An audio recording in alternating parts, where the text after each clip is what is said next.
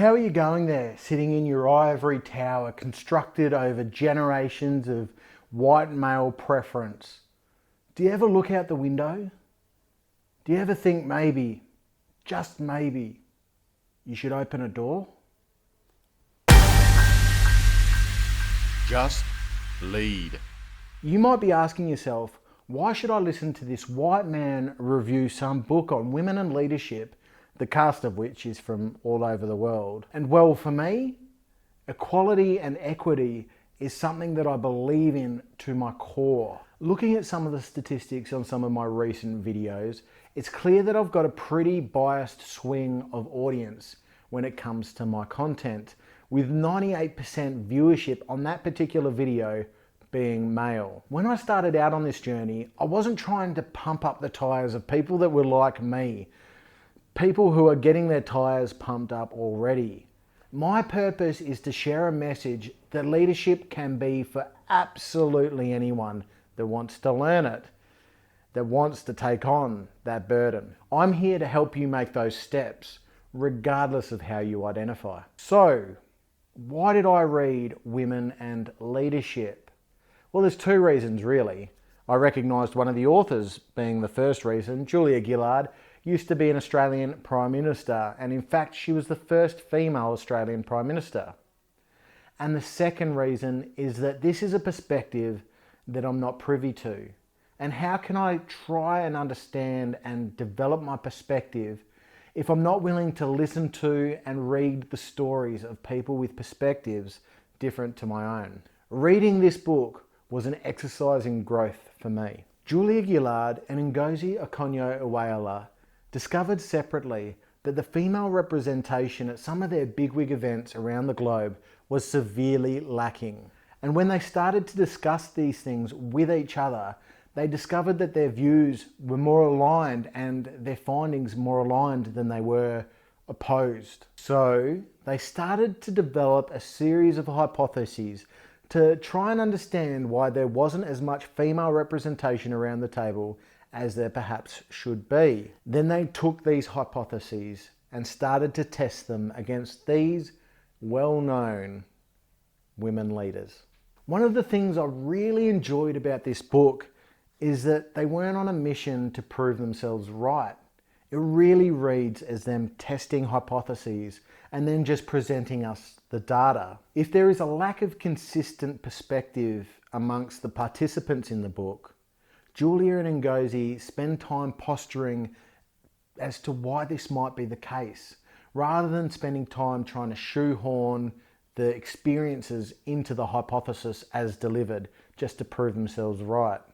It gives a richer, more fulfilling experience when reading a book like this. Their 8 hypotheses are presented in such a way that it makes it really hard to forget what they are and what they mean. Hypothesis 1, you go girl.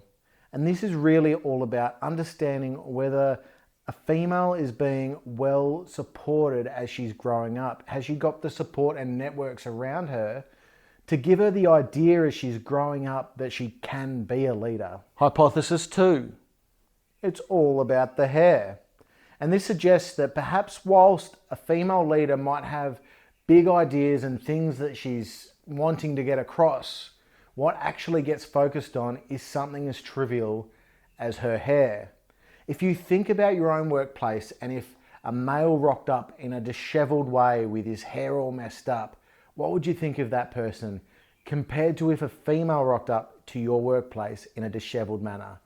Who would be your greater cause for concern in this situation? And therein lies the issue. Hypothesis 3, shrill or soft, the style conundrum. And this really is about how much emotion a leader should be showing. Do we think of a female leader as a bit soft when she shows some emotion? And a man that shows emotion, perhaps do we think of him as more in touch and connected with himself and the situation around him? Quite biased to me. Hypothesis 4, she's a bit of a bitch. Are women in charge inherently unlikable to people? The bitch part of this chapter comes from the phrase resting bitch face, a phrase that is reserved wholly for women.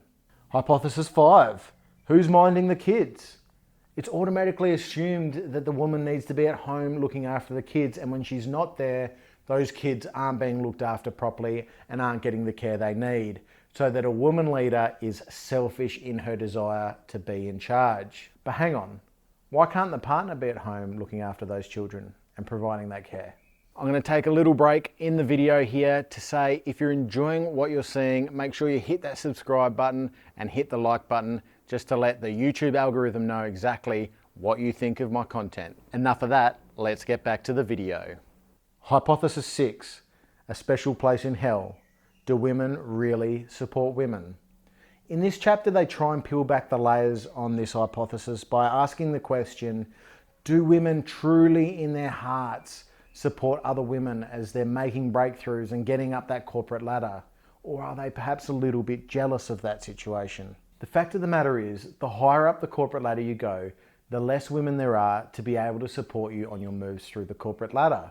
So perhaps it's not women not really supporting other women, but the fact that there's a lack of women in the arena to be able to provide support for each other. Hypothesis 7, modern day Salem.